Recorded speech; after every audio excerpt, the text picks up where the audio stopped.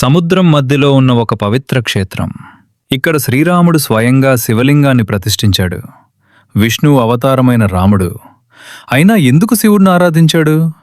ఈ ప్రశ్నకు సమాధానం దొరికేది రమేశ్వరంలో ఉన్న రమనాథ స్వామి టెంపుల్లోనే. తమిళనాడులో ఉన్న ఈ దివ్యక్షేత్రం భారతదేశంలోని చార్ధామ్లలో ఒక ముఖ్యమైన స్థలం.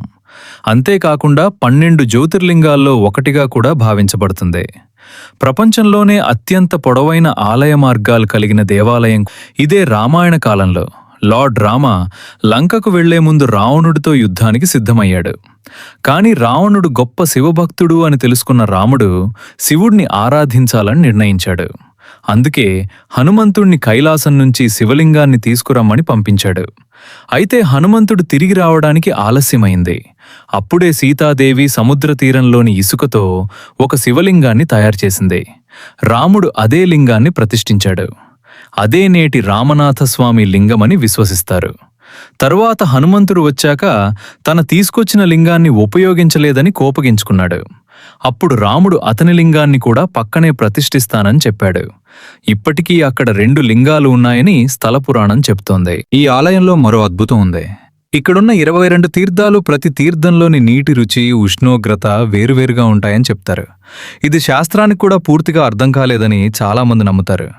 ఈ తీర్థాల్లో స్నానం చేస్తే పాపాలు తొలగిపోతాయని భక్తుల విశ్వాసం. రామేశ్వరానికి దగ్గరలోనే మరో విశేషం ఉంది. అదే రామ్ సేతు. పురాణాల ప్రకారం రాముడు తన వానరసేనతో కలిసి లంకకు చేరటానికి ఈ సేతును నిర్మించాడని చెప్తారు. ఇప్పటికీ ఉపగ్రహ చిత్రాల్లో కూడా ఈ నిర్మాణం కనిపిస్తోందని అనేక చర్చలు జరుగుతున్నాయి. రామేశ్వరంలో ఒక ప్రత్యేకమైన ఆధ్యాత్మిక శక్తి ఉందని అక్కడికి వెళ్లిన వారికి అనిపిస్తుంది. ఇక్కడ పూజ చేస్తే మోక్షం లభిస్తుందని భక్తుల నమ్మకం. విష్ణు అవతారమైన రాముడు కూడా శివుణ్ణి ఆరాధించిన స్థలం అంటే ఈ క్షేత్రం ఎంత పవిత్రమో అర్థం చేసుకోవచ్చు. ఈ రామేశ్వరం ఒక ఆలయం మాత్రమే కాదు, భక్తి, ధర్మం, పాపం, పుణ్యం మధ్య ఉన్న సంబంధాన్ని చూపించే ఒక జీవంత ప్రతీక. మీరెప్పుడైనా ఇక్కడికి వెళ్ళి ఉంటే మీ అనుభవాన్ని కామెంట్స్లో పంచుకోండి. ఇంకా ఇలాంటి నిజమైన విశేషాలు తెలుసుకోవాలంటే మా ఛానల్ను ఫాలో అవ్వడం మర్చిపోవద్దు.